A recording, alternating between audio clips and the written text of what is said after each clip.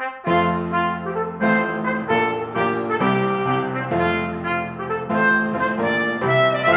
and welcome to Politically Incorrect Knitters. My name is Anne Pinkava, joined as always by the lovely Deplorable Knitter, and also today joined by special guest Jason Sandberg with his comic book Jupiter. Hey everybody, thanks for joining us this week. This week's episode is sponsored by Chicken Lady Fiber Arts. You can go to chickenladyfiberarts.com and get 20% off with her code for June, summer 20 PIK. And you can get beautiful yarns such as the Isom colorway. You can see all of the fantastic oranges and grays and yellows in there. It's very, very beautiful. And other things like, hang on, I just had it, our giveaway for this month, which is this beautiful one-of-a-kind colorway. You can see the sort of neon rainbow shot through. Again, just stunning. And also she has new June colorways coming out with her flower of the month, her song of the month, and other things. So go ahead and check out her website. Again, it is chickenladyfiberarts.com with the code summer20PIK for 20% off your order. Cool. And then this month, we have the winner for May, and that is Kara Overman. So yes. And she wins the lovely Rapunzel yarn with the merino cashmere nylon blend. It is fantastic. It's fluffy, it's chunky, and she also gets one of these guys with it. The little chicken, sorry for the wrapping, but the chicken tape measure. Go with it. Nice. Awesome. Yeah. Yeah, it's a lot of fun. So you guys just got your first glimpse of Jason. So you are a comic book guy. Tell us why you are hanging out with knitters today. So first off, I want to mention the brilliance of that chicken tape measure is that if someone takes your tape measure, clearly it's yours, right? Because who else is going to have a chicken tape measure? So I think that's just brilliant, by the way.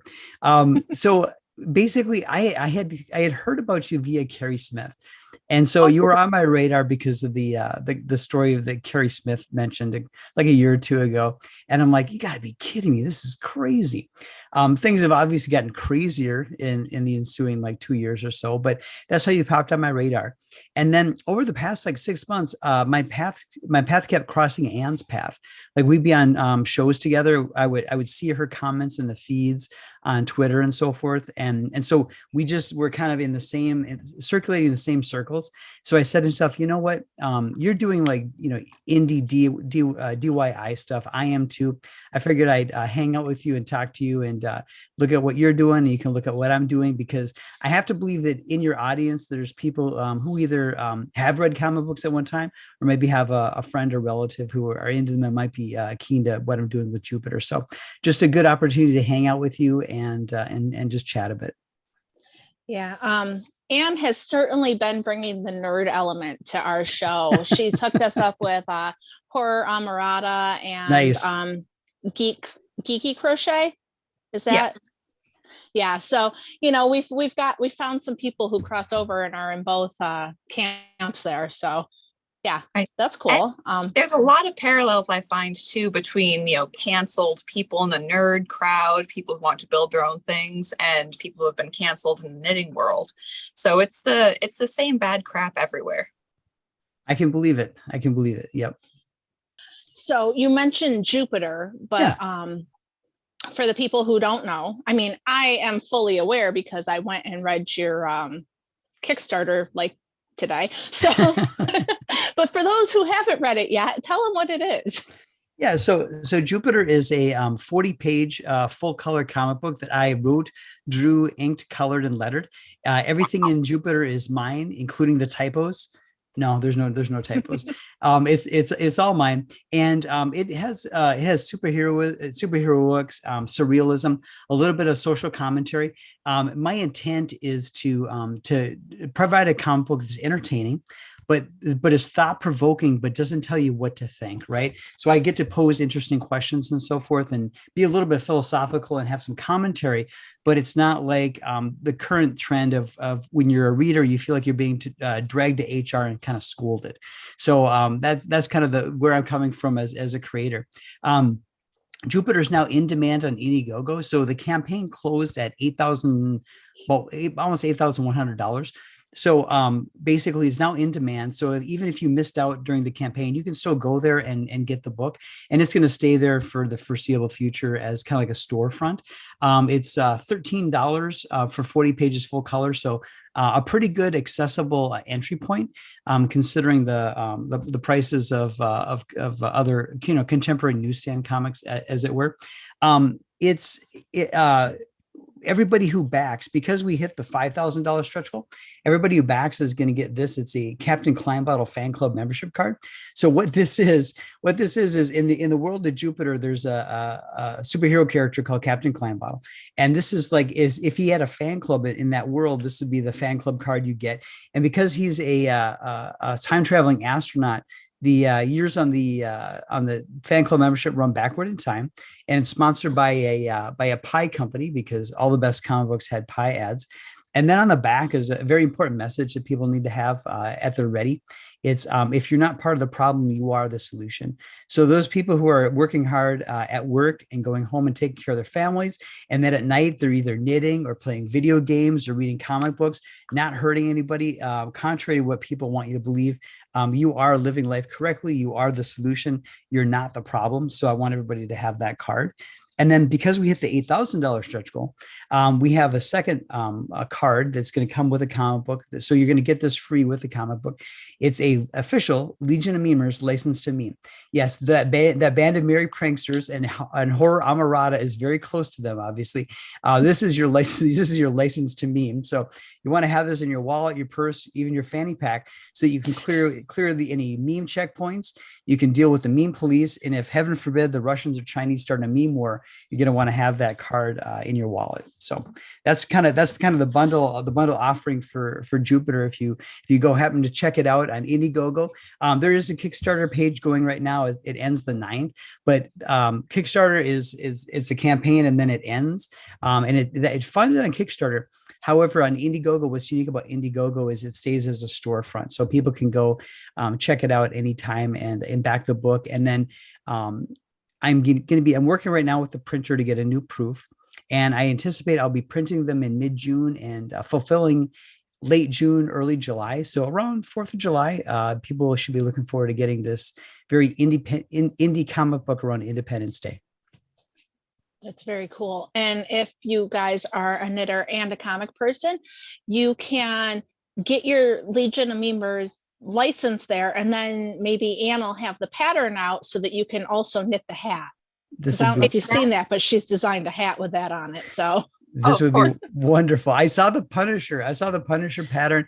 I did not know you're working on a Legion of Memers. That's very exciting. Here, I haven't sent it out to the king of Legion of Memers yet, but yeah. So there it hits all the bases right there. Our knitters, our comic people, it covers everybody. Get some purple and yellow yarn and you're all set to go. Exactly. No, but it's very cool. I mean, that, like you said, you not only wrote and drew the whole thing, which, I mean, you have a lot of different art styles for it to just be you. But you also say on your page that you're doing that you're working through a small printer as well. Mm-hmm. So you're really just totally from scratch going. Yep. And this will be the first of many comics that I do in the Jupiter series. And what's wonderful is it's 40 pages. So I have this huge canvas to play with. So there's a main story, a big story that's going to continue on into the 2nd, 3rd, and 4th issues and so forth. But because I have 40 pages, I can say, you know what, I want to do a 4-page kind of horror story, right? An all ages horror story. I can do that. I could even do a pie ad, like the best comic books from the 70s had pie ads, and sure enough, I can do a pie ad. Now, if I was working at a corporate comic book company, they'd say, we don't have a sponsor that's selling pies. You can't do that. I'd be like, I want to do it. So I can do it. Right. So there's some one-page gag strips in there. There's kind of some surrealist comic books, like some of the best 1960s comics in there, as well as stories that involve just the, the kind of the superheroics you would expect. And again, very, very positive, not negative, not dark, very optimistic, very life affirming. I'm relentlessly optimistic. And that shines through in the work. So this is the comic book Jupiter. It's not intended for kids, but it's all ages, to the extent that if you know a bright 6 or 7 year old, you could give them a copy of this and not be worried, not be concerned about what they're going to be reading in here. There's action, there's drama, there's suspense, but there's no gore and there's no sexuality or nudity or whatever. So I'm trying to make it as accessible as possible, because I think that oftentimes the creators they'll resort to gore or violence because they want to get your attention by attracting the reptile part of your brain and the back part of your brain, right? I want to appeal to the part of the front part of the mammalian part of the brain, right? I want to engage and create empathy and sympathy and suspense and drama. I don't want to go for the cheap effect of I'm going to make something bloody or gory or violent, because while that sometimes has a place in art, I think it's too cheap and it's too easy, and I want to do something that will withstand the test of time and be accessible to as many ages as possible. Yeah, I would say that. I mean, I agree with you totally, but that one of the issues with our culture right now is that we sort of lost the mass appeal, different things for entertainment. I mean, you have TV that's available for all ages. And even, I mean, in the conservative sphere for news, there's a lot of people who I really enjoy their videos. I think it's great, but am I going to necessarily share this with absolutely anyone? Like, no, the language is a little strong. I mean, sure. even in, I love the Legion of Memers and Geeks and Gamers and all of them. It's like, you have great content, but I mean, when I was younger, I would, when there'd be something political on, my parents were fine with me in the room watching it. They didn't bother. If they had a show on, it was all fine. But I mean, now I'd be like, yeah, kiddos, you can't listen to that. That's a little strong for you. And I think that you miss a lot of learning opportunities, the sort of thing of, I mean, you said that like a bright 6 or 7 year old would be able to pick up your book, but that how much kids absorb kind of before they're ready for it. But even so, that's not necessarily a bad thing for them, that they're understanding without quite understanding yet, and having that level of content. And when we were younger, politics would be because it would concern itself with trade policy, maybe the sourness of the dollar. How do we contain communism in the Eastern Bloc? Now, unfortunately, politics it's a circus, right? And so it is the things that occupy public discourse in terms of politics now are, I mean, they're crazy. They're crazy and extreme things that affect a very small percentage of the populace, but because they're wedge issues, they're used to divide people. And it's frankly bizarre. Some of the things that are political, current points of political debate right now are kind of bizarre. It's bizarre that we're debating these things. And I know I'm aware of the topic of your show last week, obviously. And it is crazy. If you went back in time, you said 20 or 30 years ago, you said, so we're going to be the most controversial position right now in America is going to be that a woman is an adult female, right? That's going to be that could potentially get you fired for saying that, right? That is bizarre. Meanwhile, the federal debt is $30 trillion, and there's like 200. I think 79. I forget the exact number, but the unfunded liabilities of Social Security and Medicare, it's astronomical compared to a $23 trillion GDP.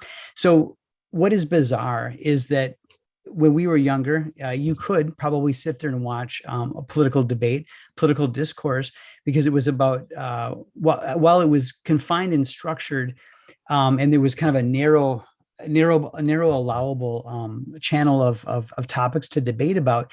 It did matter in terms of it affected everybody, and now the things that we're allowed to talk about politically are so bizarre, and they have no relation to what is actually important to people, which is like the soundness of the dollar, the fate of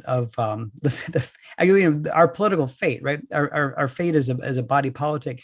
That we're not allowed to debate. We're supposed to be debating about which restroom certain people can use and what a woman is, right? So it's just bizarre, and I think to some extent it's intentional, to prevent us from confronting kind of the harsh realities of having allowed this massive welfare warfare state to grow to the point where to perpetuate itself. It's important that they not allow people to like look under the hood and do the math and try to understand like where the money's going, how is it being spent, and the fact that there's no corrective measures that are allowed. It's one thing if you're of a liberal persuasion and you believe that a social ill can be cured by a government program, you should be open-minded enough to say, well, after 3 years, we're going to check to see if it's working or not. And if it's not working, we're going to try something different. But we're in this cyclone of spending, of where no program that's initiated is ever allowed to be questioned or revised. And it's like adding layers and layers of sclerosis to like clogged arteries, right? So it is for sure a bizarre time that we live in right now. It really is. And like I don't let my kids watch any news anymore, like, because either it's like war or it's like completely inappropriate stuff. And I'm one of those crazy moms who they are homeschooled, and we talk about age appropriate things in this house. And go figure, like my kids don't know anything about the whole bathroom issue because they don't need to. They're not old enough to understand what's going on. And it's so refreshing that we've got people that are trying to do what they can to change some of the things going on. I love the fact that you say, I have a 10-year-old, only reads graphic novels, will not read a book if there are no pictures in it, especially if they're not colored pictures. Like it's got, so like, it's nice to know that the 10-year-old could pick up the book. It's going to be appropriate. It's not going to be because that whole Anne's talking about, hanging out with her parents. I remember watching movies with my parents and stuff, but somewhere along the way, we've lost this community aspect, and it's everybody is kind of separate and they're all doing their own things. And it's nice to have people that want to bring the families back together and make things, not everything has to be gory or inappropriate, or it's nice to just have creators that want to create wholesome. I mean, Anne and I try to be wholesome, but sometimes our show is not appropriate either. I won't let my kids watch our show most of the time either, unfortunately, because you can't with politics anymore. But sorry, my little tangent about that. But as a parent, it makes me happy that people want to bring families back together and say you can enjoy stuff without it being completely inappropriate, because if it's not sexualized or it's not gory, or it's not, people don't want to do it anymore. So how come you decided that you wanted to be a comic book guy? Is this something you've always done, or is this new? So I picked up my first comic book in 1977, and it was a Captain America comic book, and it was written and drawn by this gentleman named Jack Kirby, who he's not a household name yet, but he should be. He's kind of like a Walt Disney figure, to the extent that he created all these characters and did all this work that people enjoy to this day, but he didn't quite get the recognition that he deserved. So in 1977, I picked up Captain America, and I just fell in love with it because So all artwork, all two-dimensional artwork is an optical illusion. There's a two-dimensional plane that's tricking your brain into seeing 3 dimensions and volume and depth and so forth. And what was unique about the comic book was that it also had the ability to create the optical illusion of motion and energy and dynamism. So that just it flipped a switch in my brain, and I just fell in love with the medium. And then I stayed attached to it, and in the early 80s got into some independent comic books like Nexus and Cerebus and ElfQuest and so forth. And it opened up this other world of non-corporate comic books, and I just continued to read those. And then a couple of years ago, when the certain prominent artists were getting canceled by the corporate comic book companies, they started to crowdfund, and they basically did a great service to everybody by proving out that you can crowdfund. You can crowdfund a comic book, and it's more direct than the direct market.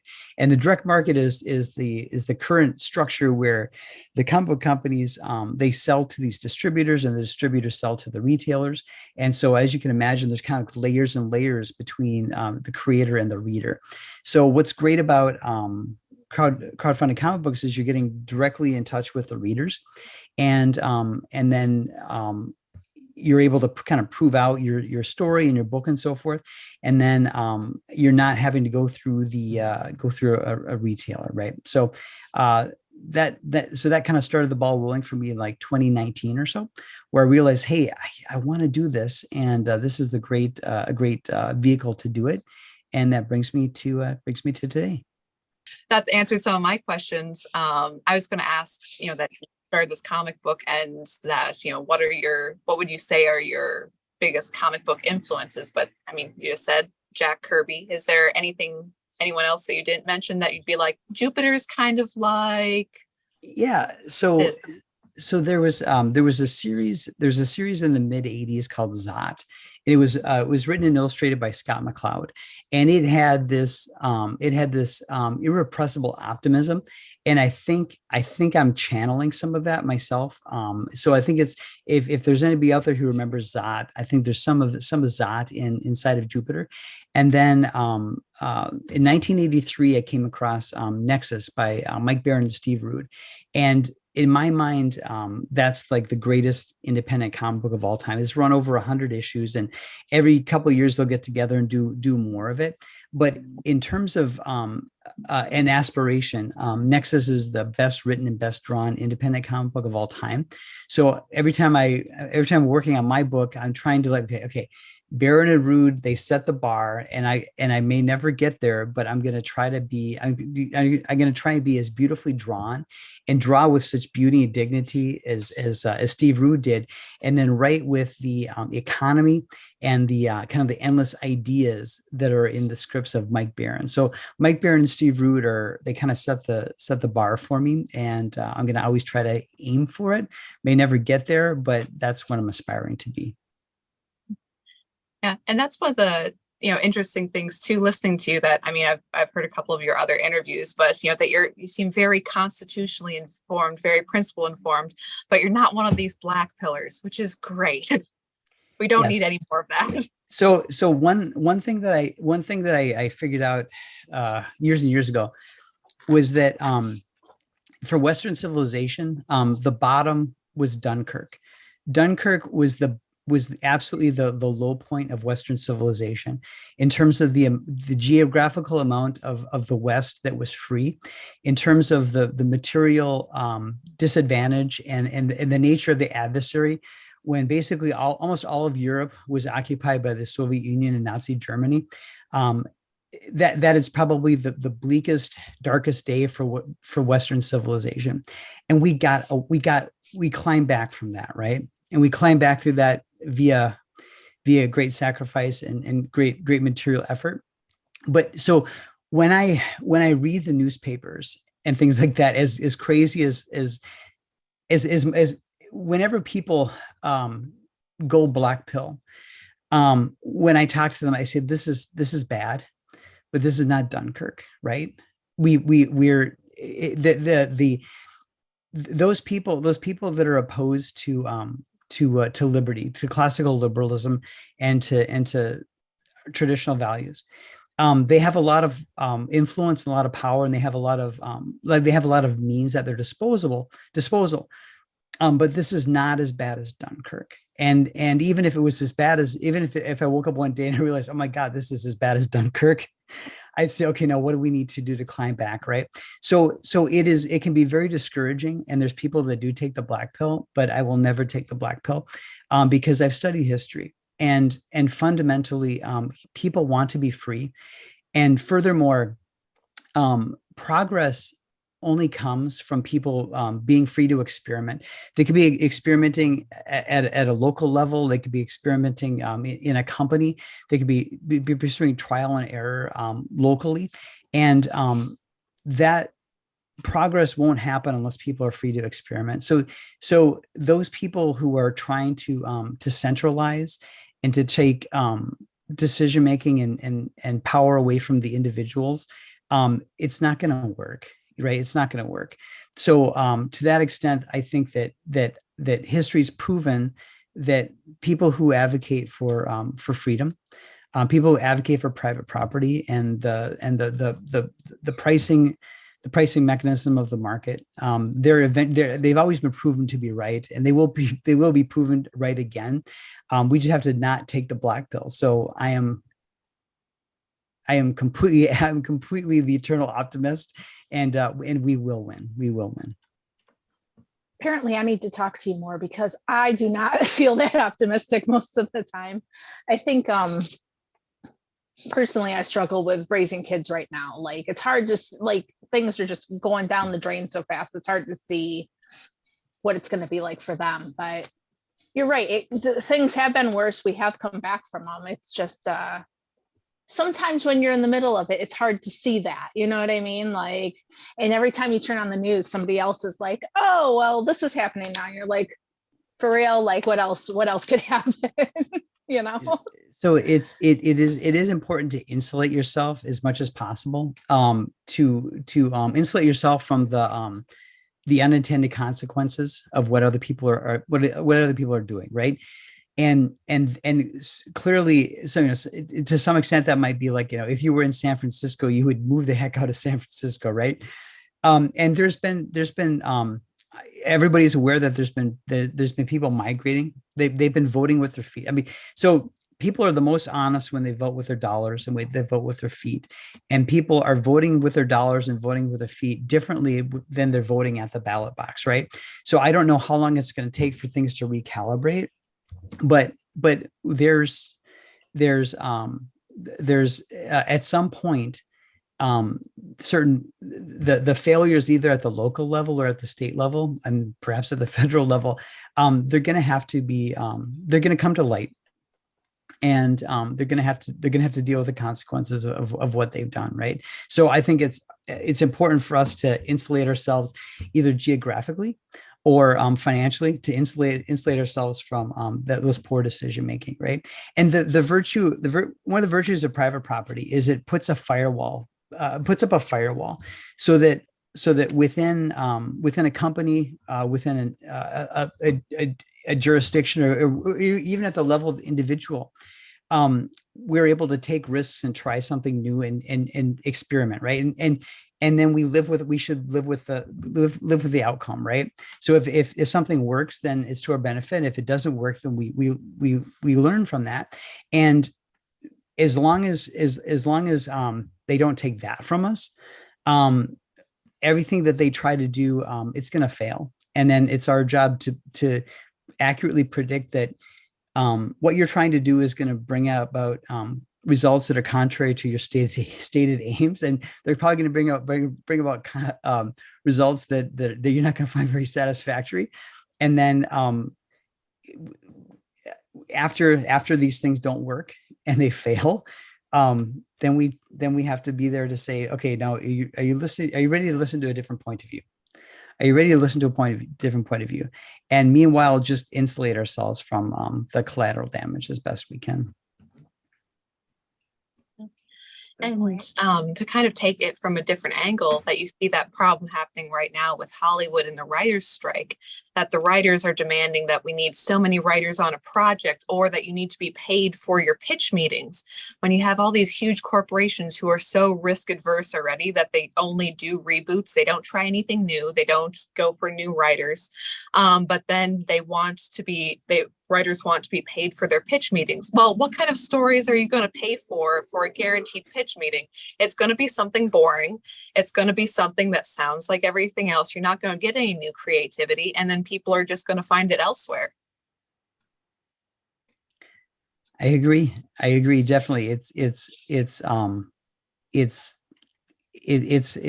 kind of a new level of laziness. It's don't pay me for the product, pay me to brainstorm the product, right? So it's I don't think it's going to go anywhere. And to some extent, so I think something that's happened is that the Hollywood I think they were the blockbuster model of we're going to have these movies.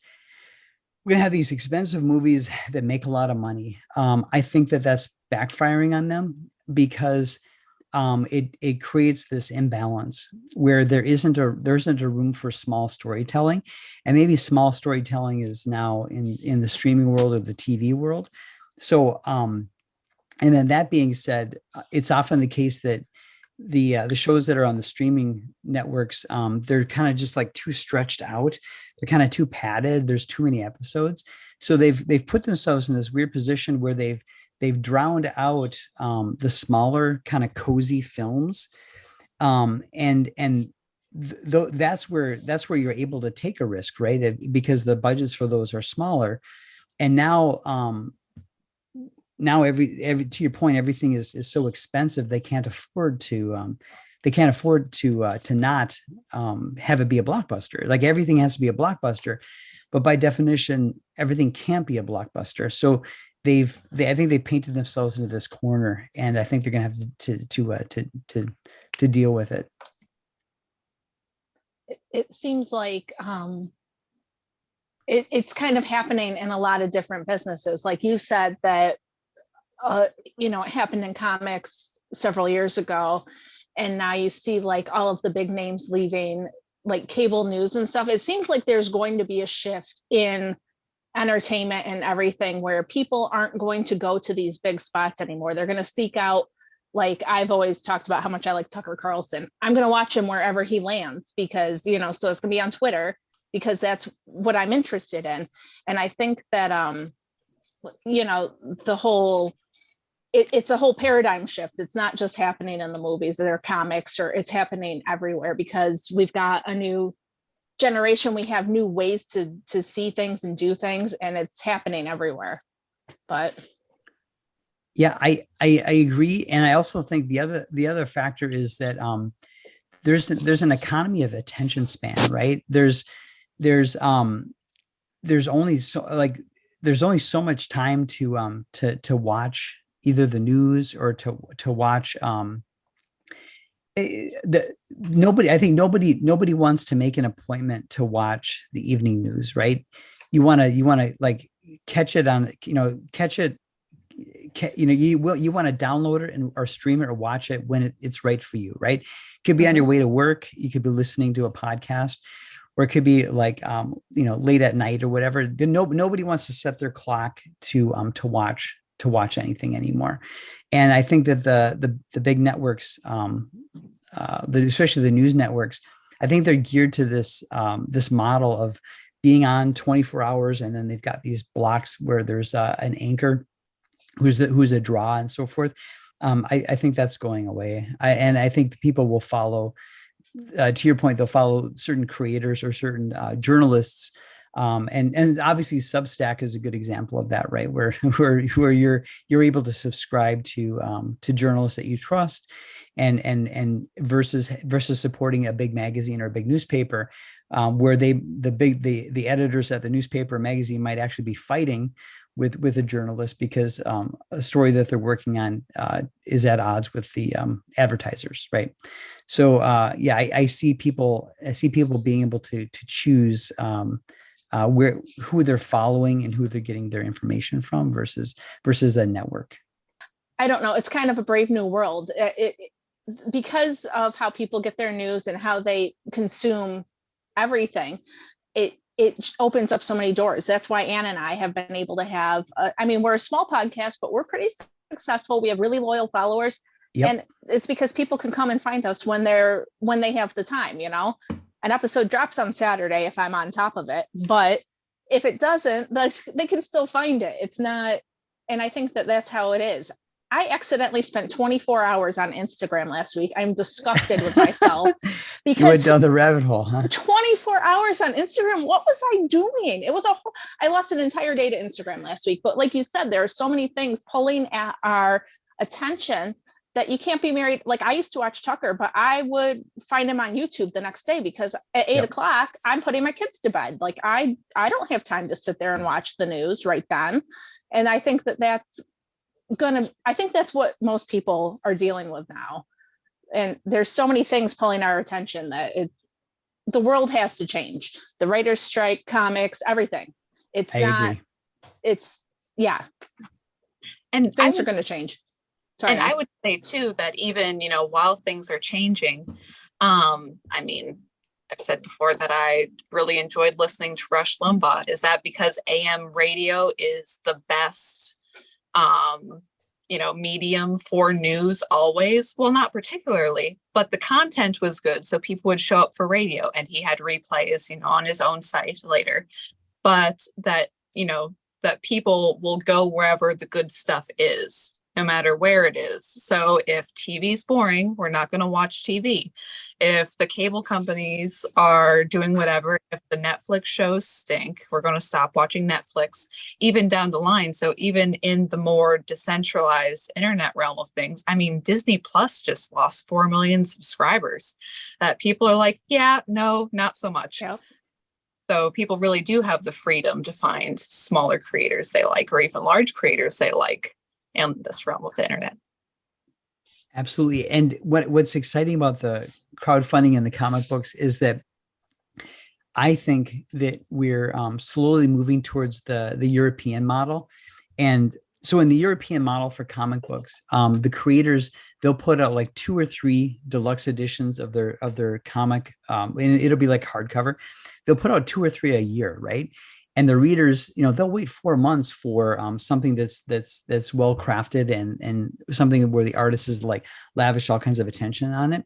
I think the crowdfunding model is allowing the American comic book market to migrate to that European model versus the monthly churn of the big comic book corporations, where they've been for 70 or 80 years, they've been trying to put each other out of business by just flooding the market with just with as many titles as possible.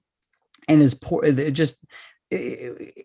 there's always a curve, right? Where there's at the top, there's a handful of artists and writers that are doing something that's like truly noteworthy and truly worthy of the shelf, right? And then the rest of it is just kind of filler that's put out there to try to claim market share. And so then to some extent, that's kind of driven down the quality of comics, corporate comics rather. And those two corporations had no interest in moving to a European model because they measured success by what's our market share? How many titles do we ship? They would never say, well, are we turning off readers or are the sales continually going down because nobody wants to keep buying this? So let's do these little tricks, like let's put it out with a bunch of different covers, or let's reboot it to a new number 1 and things like that. So all these like marketing gimmicks they pursued all of these roundabout marketing gimmicks to extend the lifespan of the 12 issue a year comic book structure.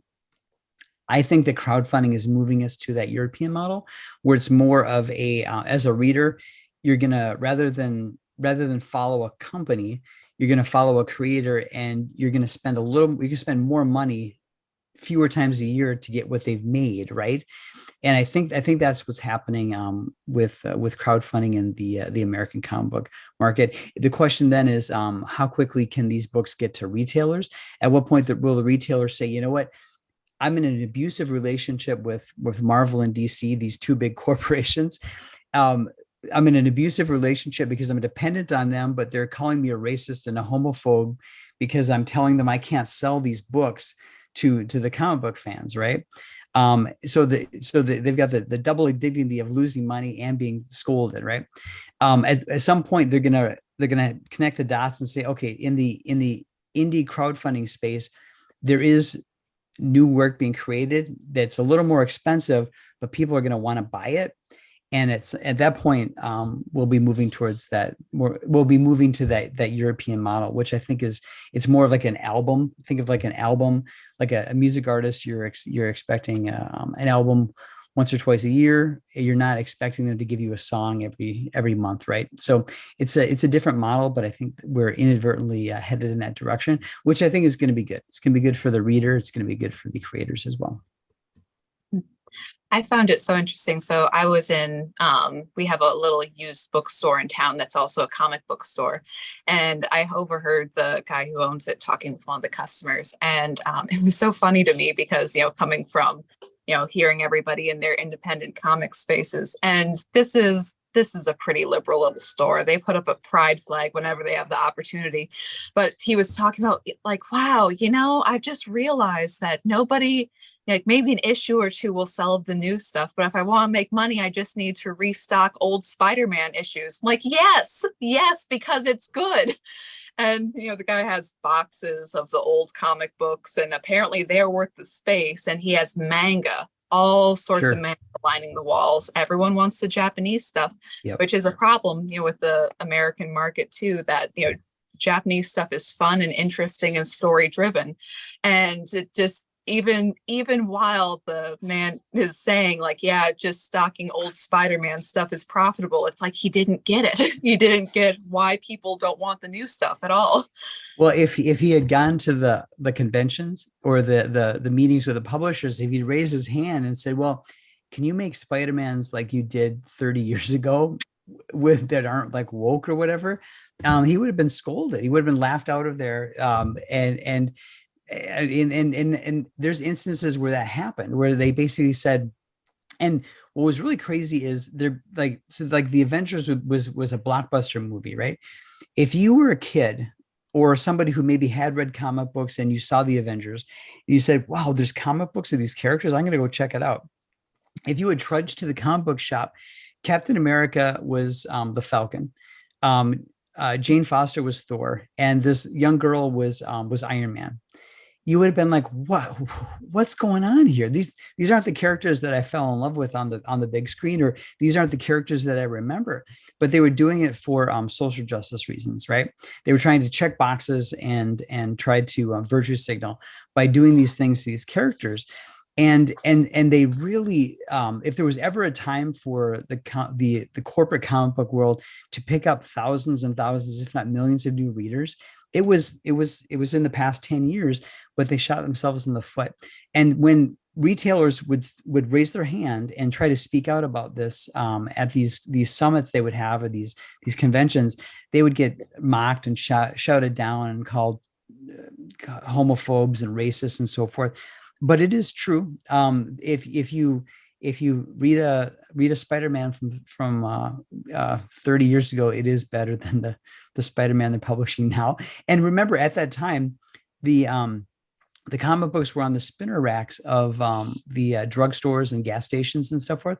They were more accessible, and I keep that in mind when I'm doing Jupiter. I want it to be. I want to do something that, while this may never be on a spinner rack in a 7-Eleven, it could be, to the extent that anybody could walk up and find it interesting and accessible, and nobody would be concerned about letting a youngster read it. Right now, on the topic of manga, I'm so grateful for the manga, because it's helping keep comic book shops alive.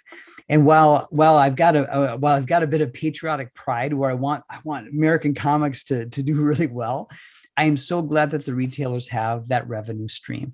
I'm so grateful. And also at some point, the corporate comic book types are going to have to like say, okay, why is manga doing better? Why there ought to at some point be a moment of reflection where they say, why is manga so popular? And they may maybe sit down and read it and go, this isn't anything like what we're doing. Okay, well, what's that tell you, right? I don't know when that will happen. I don't think it'll happen because there's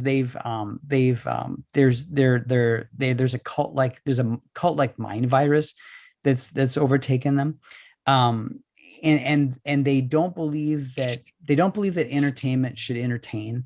They believe that entertainment should indoctrinate, right? And so and nobody wants to, when you kick back and you relax, nobody wants to feel like they're being scolded, right? And unfortunately that's what's happening now, is that that quote unquote entertainment is actually, especially it's cringe. It's a cringe scold, and nobody wants that. Nobody wants that. Right. Yeah, and going back a little bit to your point about comic books being really inaccessible. Okay, so I admit I'm the person who will see the movie and then go back and read the book. Be like, wow, I really enjoyed this. And that was sort of what I ran into. I mean, I've watched Batman movies, ever since I was a kid. But when the Avengers came out, I didn't see the first one. And then I saw the Avengers movies in the theaters. I'm like, wow, this is really great. And it's like you said, you go back to the comics and you're like, there are miles of this. There's years of this. I don't know where to start, and I don't have a couple of grand in my back pocket to just get the books in my hands to look at them. I'm like, I'll just read the Cliff Notes, thanks. And then we find that even the Cliff Notes have woke reviews nowadays they probably do in Marvel, but I know they definitely do in the Star Wars Wikipedia world. Yeah. Where you're like, extended universe, and they're like, let me tell you about how gay Luke is. Like, no, stop. That's not how it works. But yes, that and also the couple of comic books I have, like the original 60s ones, like I got some original Daredevil out. They're so wild. Yeah. That's like, that everything is bright and happiness and they're fighting pirates for no reason. I'm like, wow, I love the 60s. This is great. Who knew? You can't go wrong. The 60s, 70s, 80s, you really can't go wrong. You really can't go wrong. And furthermore, if you're ever in a comic book shop and you're looking at old comics, if there's a pie ad in the back, chances are it's a good comic. There you go. That's a litmus test you can use. Does it have a pie ad? If it has a pie ad, chances are it was a good comic book. X-ray glasses, perfect. Exactly. We've hit the part of the conversation that I knew was going to happen, where everything you are saying is like you're speaking a different language. I have no idea. I don't watch Marvel, Batman, whoever. I'm like, Anne's like the Avengers, and I'm like, I've heard of them. And then you guys say names, and I'm like, oh, I guess I haven't heard of them. Never mind. I tried, but yeah. So, but didn't they change everything? Like, I know you said they made them more woke, but didn't they like go back and like change the race and sex of people, and like instead of making new stuff, they were like trying to like backtrack? So it was often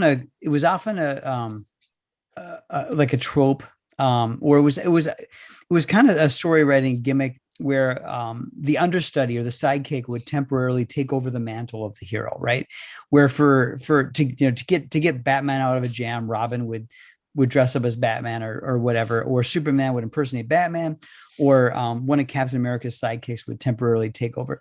That happened a lot in the 60s and 70s and 80s. But in that time, the comic books were they were monthly, but most story arcs were like 1 to 3 issues. Okay. So if something happened, if somebody took over and replaced a hero, right, it was maybe for 3 issues, 3 months, and it was back to the normal, right? Around the year 2005 or so, out of desperation, they started to make storylines run 6 issues. So basically, instead of getting 12 stories a year, you would get 2 stories a year, and you'd have to read 6 issues to get the story, right? I mean, like beginning, middle, end of a story. Now, there was always through lines and ongoing plots and so forth. But by and large, if you pick up a comic from the 60s, 70s, or 80s, you can either have a complete story or half a story, and then it doesn't cost you that much to get the rest of the story. And if something's happening you don't like, wait another issue and things will kind of go back to like that status quo, right? That was one of the charms of a comic book, is that at the end of each issue, there's like a high wire act, or like a cliff, there's like a cliffhanger that makes you want to come back for more, but at the same time, things settle back to this steady state, right? Because these are American, essentially comic books are American folklore, American mythology, very populist, and in a true sense, the readers own the characters more than the corporations, right? Because they're our mythology, and rather than being told person to person and handed down over the campfire, kids would spend their dime and vote for these characters, right? But because by taking the shiny dime to the newsstand and buying this comic book versus that comic book, in this very American way, the kids back in the old days and then up through the current day voted. They voted for what characters they liked and which companies would thrive. Around 2005, out of desperation, they began to make these stories 6-issue arcs. So that means if there's something you don't like, you're going to have to come back a year from now before things go back to like the status quo. So it is true. This young woman named Riri Williams became Iron Man. Pardon me. Jane Foster was Thor. Sam Wilson, the Falcon, was Captain America. There was a whole bunch of things like that. In the X-Men, Jean Grey, who's Marvel Girl, she read Iceman's mind and decided that he was actually closeted and made him gay. Just said, you know what? I think I figured out your immaturity problems and your lack of interest in girls. It's not because you're the youngest member of the group and you're barely out of your teens. It's because you're gay. I'm going to make you gay, right? So they're doing all kinds of things like that. And so if you're a casual fan and you dip your toe in, you're disoriented. You don't recognize the characters. These aren't the characters that you either remember or the characters you saw in the movie. And then if you wanted to wait it out, you'd have to wait years for things to settle back to that status quo, to get back the characters that you fell in love with, or for the characters to kind of return to their normal selves. And that, so the financial decision they made around 2005 is called Right for the Trade, where you do 6 issues and then you publish it as a paperback. But those 6 issues are the story that would typically take 1 or 2 issues. That compounded the problems, because when there's a dud of a story, it's a long slog. You've got to wait 6 months or a year before the story until they pass the kidney stone of the story, right? So these bad stories are like a kidney stone, and it's going to be a long haul. It's going to be a long time to pass that stone to get to the other side, so that's that made everything even worse.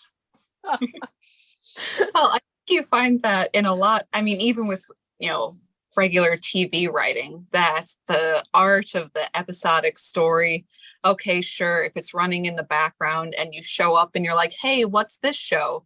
That, okay, you might need a little catch up on what's happening, but basically it's straightforward. I would say even with like the original Star Trek was very much that way, that whatever happens, everything resets with every episode. Doesn't matter. You can just pick and choose, enjoy. And if you really like it, sure, you can watch the whole thing. And I find even with like little domestic scenes that now that you'll have this whole thing of, please let me tell you how, Thor does his groceries. And you're like, do we really need to know? I mean, really, I'm not sure we do. Where if you wanted like little tiny interpersonal background details, you had to watch like 10 episodes and then they mentioned something twice. And you'd be like, wow, I caught it. Oh, the reason that he does this is because he, went to school in Missouri. Well, that's interesting. But they wouldn't make an episode of it. They wouldn't. It's like this show is about the action, or the plot line is about getting stuff done. It's not about these little domestic scenes. And a lot of writing, even though Hi, woman here. Love domestic scenes, but I like to imagine my own domestic scenes. I don't want you to just drag it out on the screen for me. I don't know. That I find that a lot of stuff gets eaten up in that now. I mean, we had the She-Hulk show where he's like, oh, she's going to buy suits. I'm like, really? Sincerely? No one needs to see her buy suits. Please stop. Shouldn't you be fighting? No idea what you're talking about. Okay, fine. Sorry. But I think part of what you're saying is that the writing just sucks and people don't know what they're doing. And that's why I stopped watching TV, because it's just crap. And they're just trying to get their agenda into it. And people are getting sick of it. Thus, the reason everything's going to start changing. Yeah, when I'm doing my artwork, I'll listen to like jazz, I'll listen to classical, I'll listen to music that I like, right? Sometimes I don't watch any scripted television. I even casually, I can't. It just grates on my ear. And also it's a time suck, right? You're like, it's like going on, you went on Instagram for, you lost 24 hours on Instagram. Yeah, exactly. So if I was thinking about it a couple of years ago, and I said to myself, have I watched anything on Netflix where at the end of it, I was glad I watched it? And I'm like, no, I have not. It's been forever since there was a show where I'm like, I'm glad I watched that. Now, while you're in the act of watching it, it might keep your attention, and you might be like, oh, I wonder what's going to happen to this character or whatever. But in retrospect, I realized I had no gratitude for anything that I had watched over the previous 5 years. So at that point, I went exclusively to listening to music while I'm creating, or listening to a live stream or an interview, like a Joe Rogan interview or something to that effect, where I'm getting something out of it, and it's more, and I'm maybe seeing I'm seeing aspects of people's real personalities or their ideas and opinions versus an actor reading fake lines that a writer with no life experience has written, that type of thing. So that's where I'm at. Yeah, I'm similar. I don't listen to much music, but my day job is actually cleaning people's houses. So I listen to audiobooks like it's going out of style. Nice. And I think that's where it happened, is that I'm like, I could waste hours watching the show, or I could listen to a really good book. And so I'm like, I don't really need TV. And I watch 2 shows with my husband because, you got to do some of that sometimes. But for the most part, it's podcasts, it's books, it's because it's just not worth it. It's like losing 24 hours on Instagram. I'm really mad that I did that. It is. It is. Yeah. But no, that's interesting.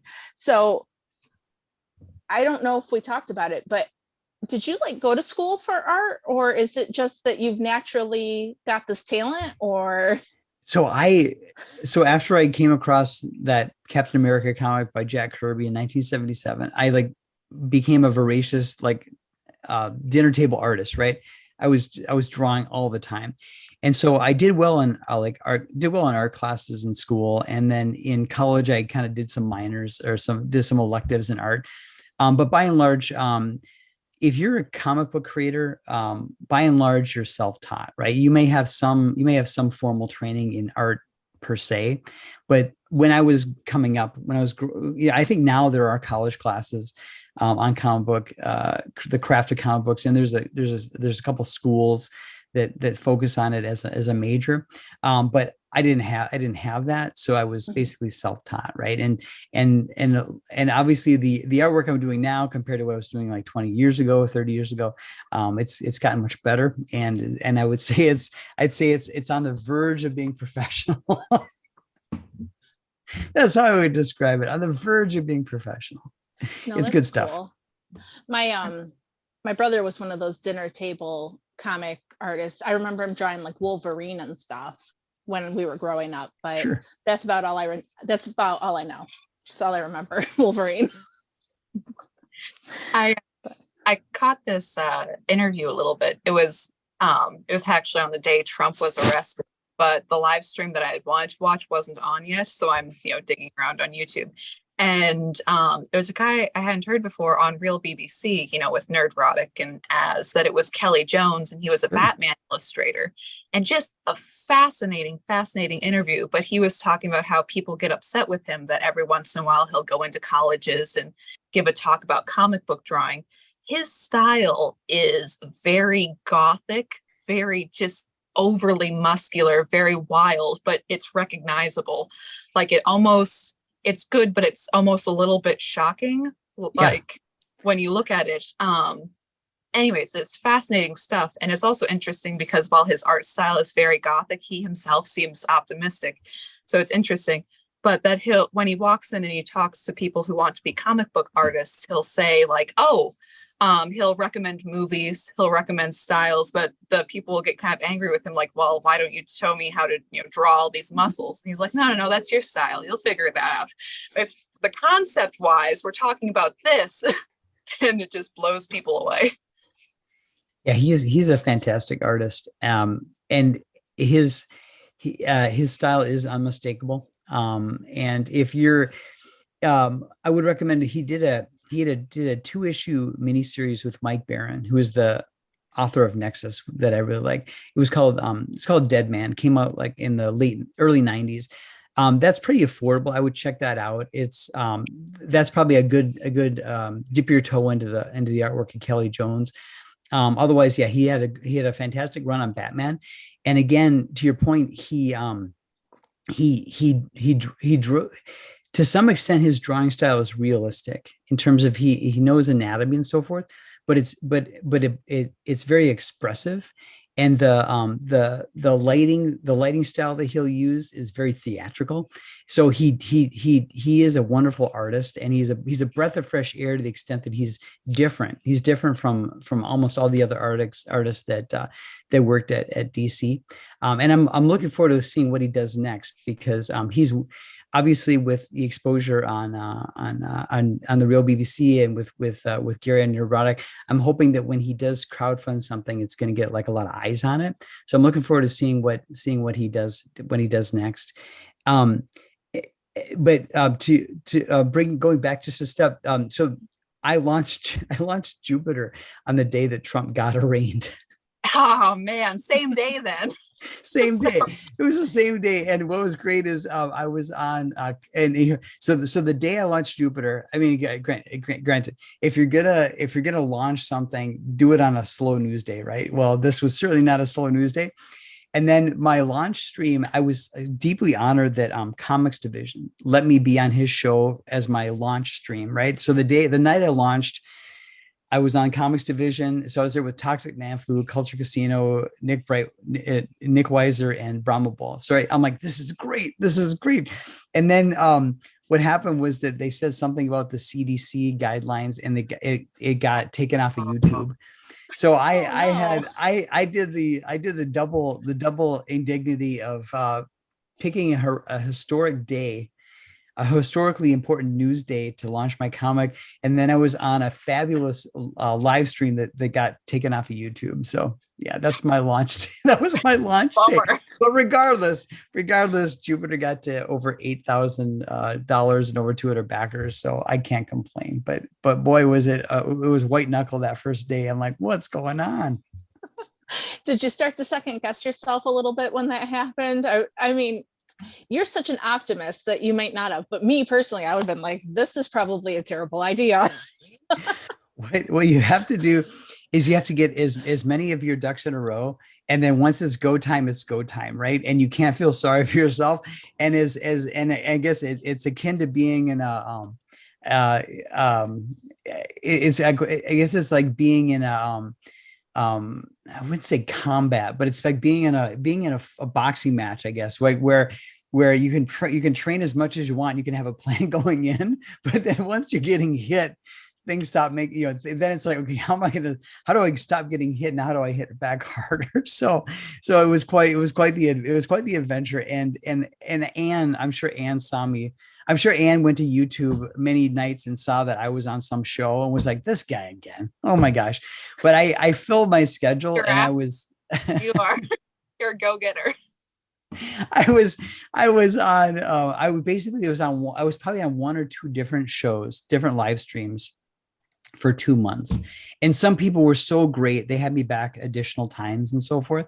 And so basically it was a matter of just getting the word out, right? Because I'd done some experimenting with Twitter and Facebook ads.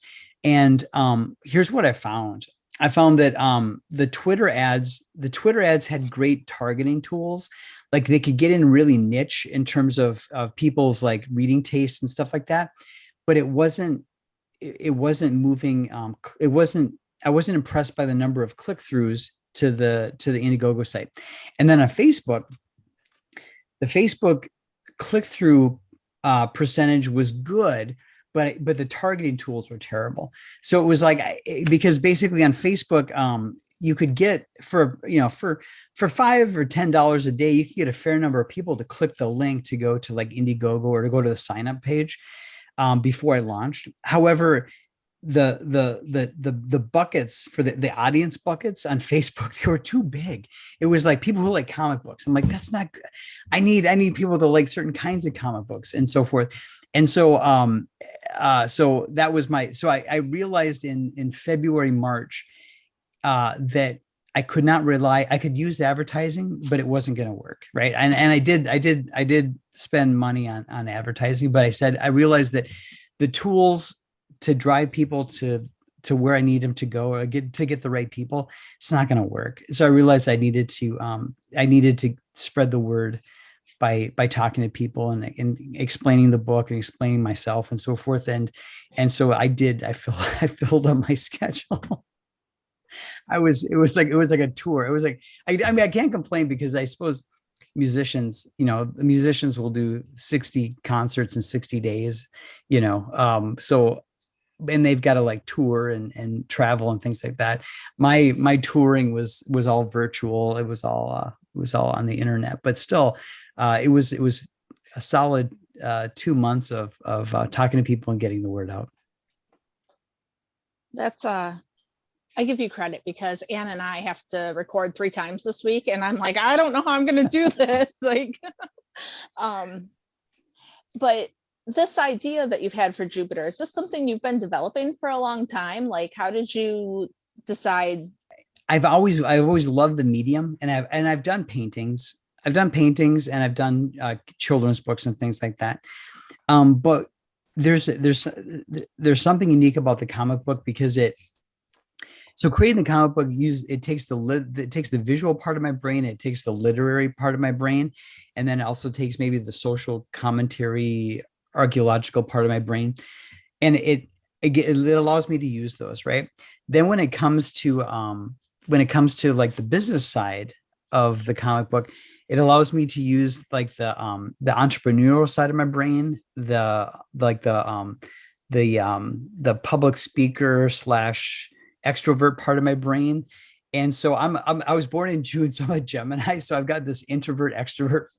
I don't know what I am, but I'm as happy talking to you as I am just being alone, right? So I'm sometimes I'm introverted, sometimes I'm extroverted. It's very strange, but I get to use all those different parts of my brain. So I found that the comic book, creating the comic books and marketing them and so forth, it's kind of like a whole brain experience. I get to use all the different parts of my personality, and then my day job, very engaging, very very demanding, and so it's nice because I can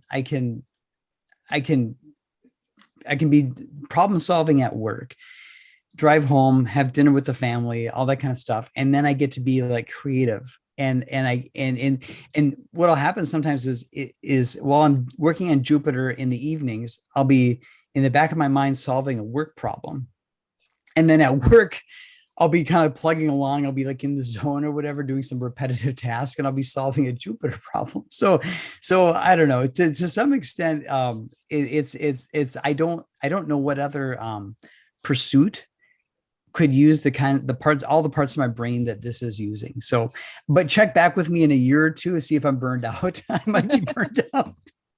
Well, check it, do a wellness check on me in a couple of years and make sure I'm not burning the candle at both ends. But so far, so good. I'm having fun. No, that's awesome. Sometimes when I'm designing, that's how it works. I'll be scrubbing somebody's toilet and I'll be like, oh, wait, that's what I need to do for my pattern to like make this work. Like, you know, your brain's it's nice to be able to do different things, to utilize all the different parts of yourself. What I think is cool about knitting, and this is coming as an outsider, what is cool about knitting to me is that you're beginning working in this 2D plane, right? And then suddenly it becomes a 3D, it can become as a 3D artifact. And I think that is so cool because of the ways in which you're having to think ahead, whether it be thinking like a couple rows ahead and then thinking how it's going to like mesh together and so forth. And I have not been there when a knitter has made a mistake, you know, so I don't know how often that happens, but there's something really visceral and tangible about taking a 2D surface and then creating a 3D object. I think it's pretty cool. It is pretty cool. And Anne can attest to the fact that sometimes what you have in your brain is not what you expect, such as her googly eye Legion of Memers hat that she accidentally has. No, is there a prototype here? You got a prototype that didn't work out? Well, she had her good one. And then, she's got to roll away. Yeah. Oops. And I hit my desk. No, my. See, this is what happens because I do prototype a lot, but I still haven't finished this. But Anne will knit something 17 times to see how it turns out. Me, I'm more of the wing it person, so I will be like, oh, this might be a good idea, and I'll knit the whole thing once, and I'll be like, next time I'll change this. Anne will knit it until it is perfect. She makes these little squares until it's perfect. Neat. Totally different kinds of people. And the thing is that, you know, kind of to your point to, you know, you don't know what happens when it becomes 3-dimensional. Knit stitches aren't square. So if you're like, yeah, it's like pixel art, you know, that's great. That's going to be fantastic. It's like, no, they're not square though. It's a lie. But Anne, sometimes you just got to wing it. See, even though we do the same thing, we're like two opposite ends of the spectrum. She's like very, very planned. And I'm like, it'll work out. I'll just fudge that part. Nobody will know. But yeah, where's your hat? Anyways, sorry. I've shown this before, but we have regular Legion of Memers. It all makes sense. And then I thought it would be cool to invert the colors. And then I got this evil skull thing with Deadeye. And I'm just like, should have thought that one through. Should have really figured that one out. But it's just no funny. matter. But no. But yeah, it is interesting. It is interesting to create and kind of, you know, back to your comic book a little bit. I'm sure you saw, you know, not to mention Arrival or anything, but that Eric July had a talk with, I believe, Ethan Von Schreiber, is that his last name? That they were having kind of a debate between like street level superhero stories or more fantastical, you know, big cataclysmic event superhero stories. And I don't know if there was anything, you know, if there was an opinion that you had between the kind of dichotomy of the two. So I'm familiar with both those gentlemen, and they're doing fantastic work. I haven't watched that debate or that interview or that discussion. I think that it's important to be able to tell both those kinds of stories and kind of the stories in between. And I think as a reader, you need that variety, right? I think as a creator, you need that variety. As a reader, you need that variety. And I think getting back to the Hollywood blockbuster problem, I think one of the problems they created for themselves is that all of these movies have to be big world-ending, super large cosmic stories with huge stakes. and not every story can be that, and they've lost some of that kind of mid-level or street level stakes or consequences in storytelling. So, but I will check out that discussion. Right. Yeah. What do you do once you've disappeared half the population and then brought them back? You can't really like, oh no, crime. Got to worry about that now. Exactly.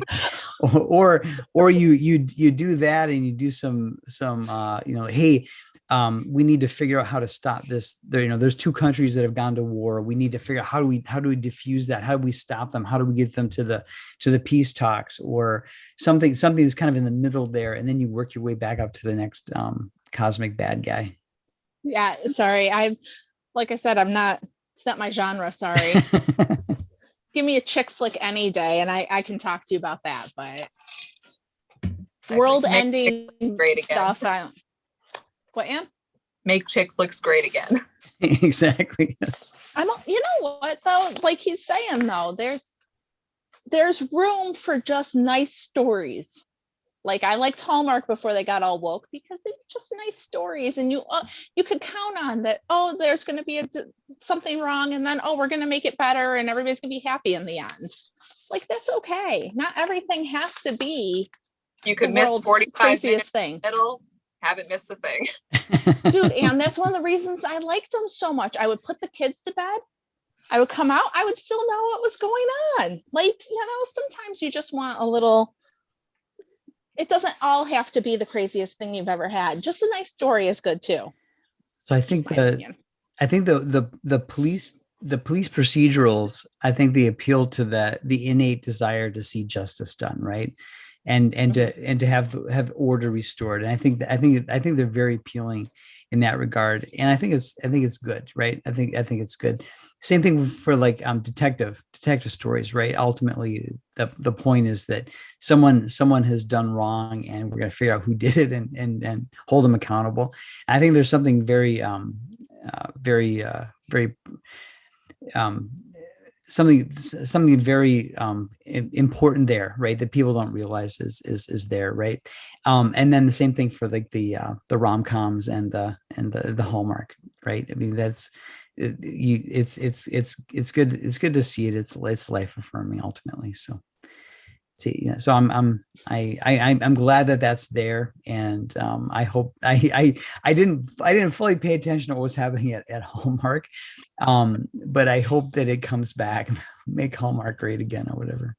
Let's see. So you said that the campaign has officially ended, but it is still they still have sort of print on demand thing. Yep, it's still available, basically. Yeah, it's in demand, and so for the foreseeable future, it's going to stay there as a storefront, so people can go check it out on Indiegogo, and I'm sure you'll put the links in the show description, or whatever. But there's a trailer; it's like a 2-minute trailer of clips of art from the book and so forth, and people can take a look and figure out a tier that works for them. But yeah, so.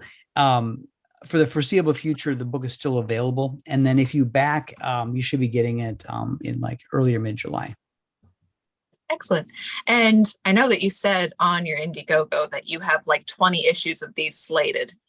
So, which is pretty exciting, but are you going to take a little break in between campaigns so you don't totally burn out? Or are you like, no, man, we're going to hit out with the next one right away? So I have 10 pages of the next one that I'm actually in the coloring stage. Okay. So I'm going to, as long as my health holds up and so forth, I will be moving these along as quickly as I can. I expect the next one to be available probably February, March of next year, because they are 40 pages, so it's a substantial amount of time on my part. Again, I do have a full-time day job.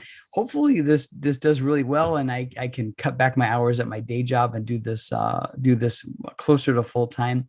And then when I retire, I will be able to do this full time. So my long-term plan is to grow the audience, grow the readership incrementally every year until the point at which I'm retired. And then I'll say to my wife, okay, I'm retired from my day job.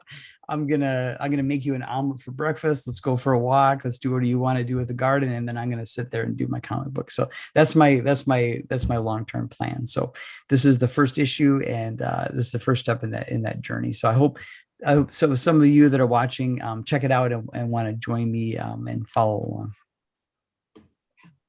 You know, that plan that you have sounds like perfect. Sounds like just like seriously, who doesn't want that? I'm gonna get like a couple different cookbooks, and like every day I'm gonna make a different omelet. I'm gonna like just go through the cookbooks, and then maybe on the weekends, if there's a recipe she likes, I'll repeat it. But otherwise, that is my retirement. That's my retirement plan. So you're going to be a comic book author and the world's best omelet chef by the time you're done. Absolutely. Yep. No, it sounds awesome. Very cool. Thank you. Well, I'm really glad you joined us today. And I almost knew what was going on the whole episode. So I'm really excited about that. And you did good.